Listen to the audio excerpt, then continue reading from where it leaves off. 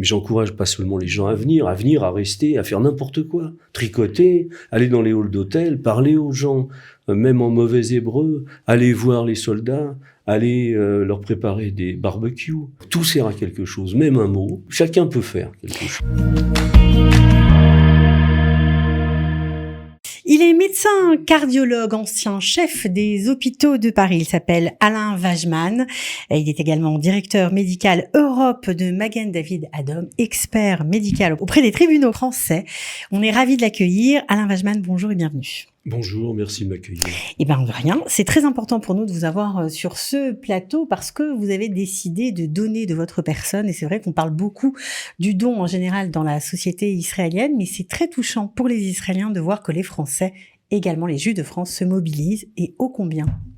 Effectivement, la première fois, disons, de ma vie que j'ai fait des dons assez conséquents, c'était au décès de ma très chère maman, qui m'a dit, juste avant de partir, il faudrait vraiment que tu remettes les clés d'une ambulance pour le Magen David Adom. Ce serait pour moi quelque chose d'extraordinaire.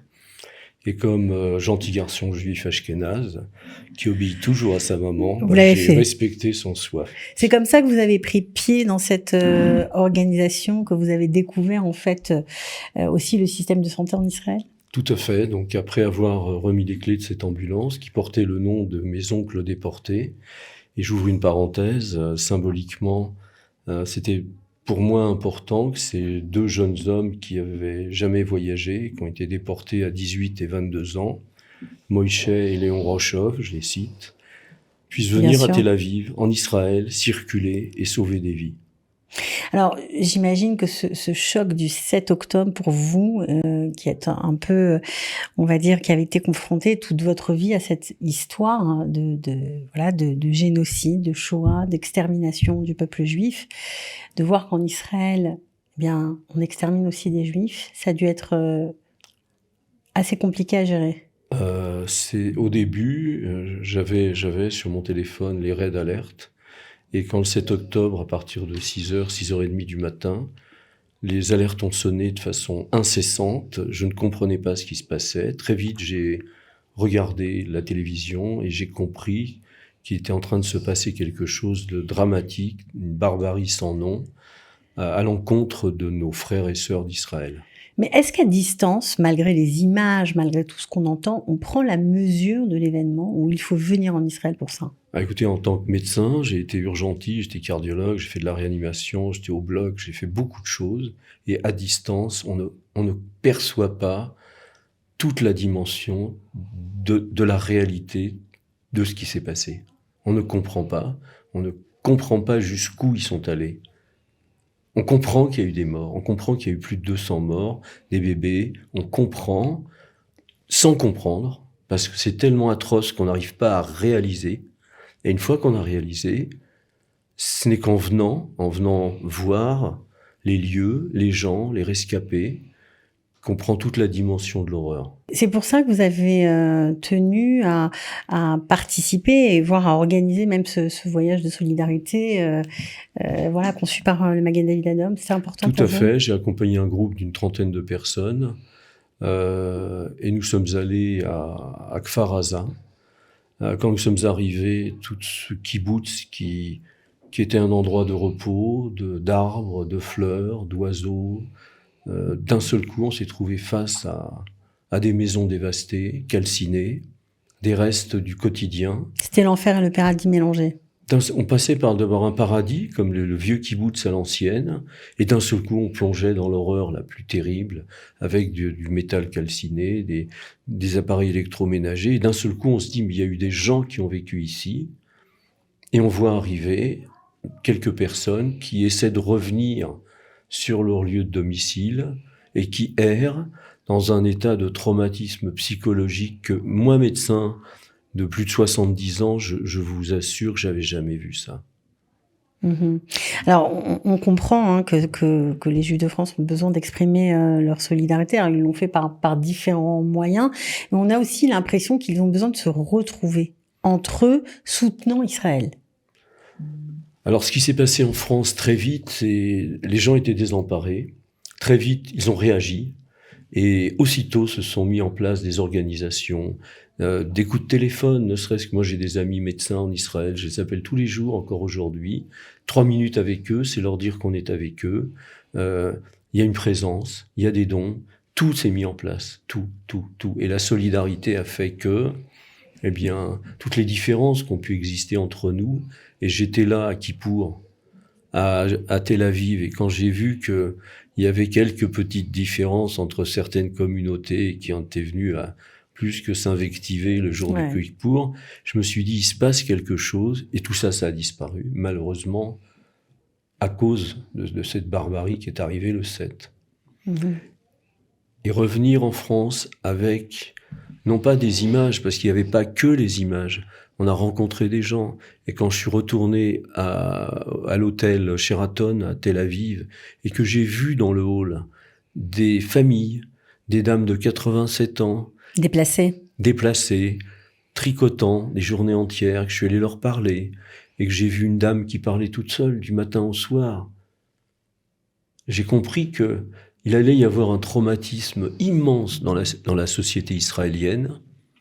Et au plan médical, il y a déjà 30 000 dépressions, syndrome de dépression post-traumatique, avec plein de gens à prendre en charge. Et ces gens-là, on les voit, ils sont présents, ils sont logés grâce à la gentillesse, à la bienveillance des grands hôtels. Ils ont la nourriture et on les traite aussi bien que les plus grands clients milliardaires. Et ça, je l'ai jamais vu.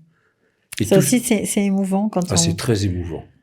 C'est-à-dire, moi qui suis un client de l'hôtel, je vois que le serveur, quand il vient apporter le petit Nescafé à la vieille dame qui tricote, il le sert avec autant de délicatesse, autant d'empathie, autant de gentillesse, avec un petit gâteau, que quand je lui demande. Donc ça, c'est la touchant. Solidarité, elle est à 120%. Ouais. On l'imaginait, ça? Enfin, vous l'imaginez de France? Non, c'est difficile de l'imaginer. Non. Vous encouragez les gens à venir? Mais j'encourage pas seulement les gens à venir, à rester, à faire n'importe quoi. Tricoter, aller dans les halls d'hôtel, parler aux gens, même en mauvais hébreu, aller voir les soldats, aller leur préparer des barbecues. Tout, ça s'est déclenché si rapidement. Et tout sert. Tout sert à quelque chose, même un mot, même... Et puis, il n'y a pas de trop petits dons, il n'y a pas de trop gros dons, il y a le don de sa personne, le regard, la gentillesse. Là, je suis dans un hôtel à Jérusalem. À chaque fois qu'on croise des gens, on leur dit bonjour, on s'arrête, on leur parle, ils sont contents de voir qu'on est venu. Ouais, même si on fait pas grand-chose. Après, chacun, en fonction de son âge, de son métier...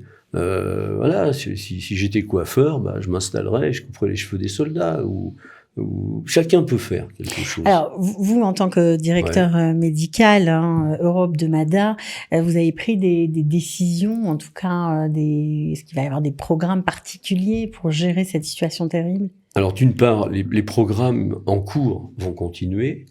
Il y a beaucoup de médecins et d'infirmiers qui sont partis sur le front. Ils vont être aidés par des médecins qui sont en cours de formation, qui vont aller dans les ambulances. À chaque fois qu'ils viendront en Israël, ils iront aider les paramédics. Donc ça, c'est possible d'ores et déjà, si on est médecin en Allemagne, en Belgique, en France, on peut venir aider. Il suffit de se former. Il y a 2 niveaux, niveau 1, niveau 2, et ensuite on monte dans l'ambulance et on travaille avec des paramédics.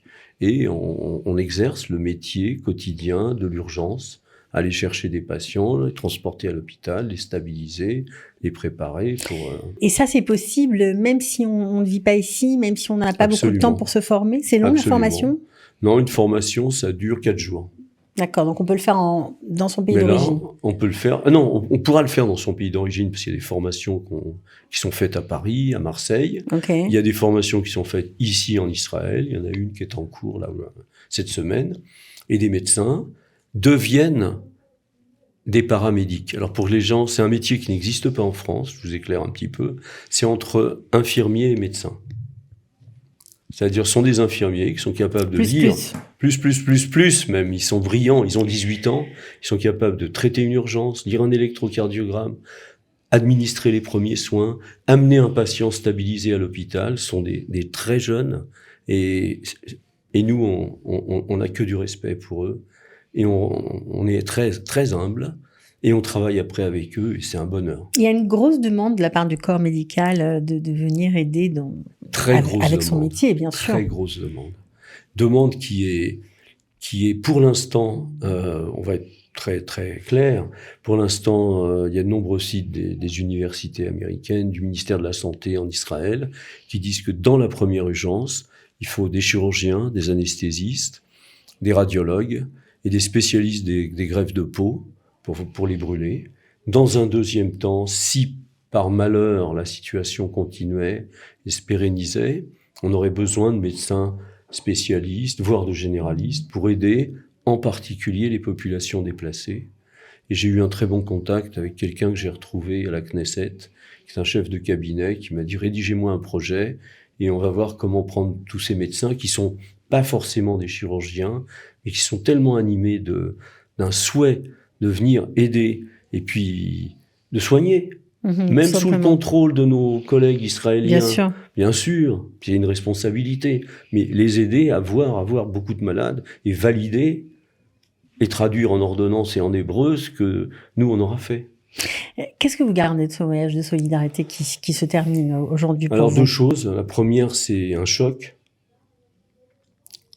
émotionnel, vraiment. Et donc vous me parlez, je revois ce que j'ai vu. Et deuxièmement, parce que j'ai eu l'impression que j'allais à Auschwitz et que les déportés sortaient de leur baraquement. Et deuxièmement, une immense joie parce qu'on peut aider et qu'on est ensemble, à Nachnu Beyachad, hein, et on est très fort.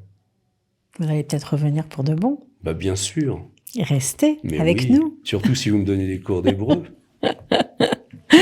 Bon, en tout cas, Alain Wajman, vraiment, c'était un plaisir de vous avoir. Merci d'avoir témoigné et d'encourager tous ceux qui nous écoutent à venir prêter main forte ou tout simplement participer à notre vie quotidienne avec plaisir. Merci. Bon retour. Et merci, Cathy. De rien et à très bientôt.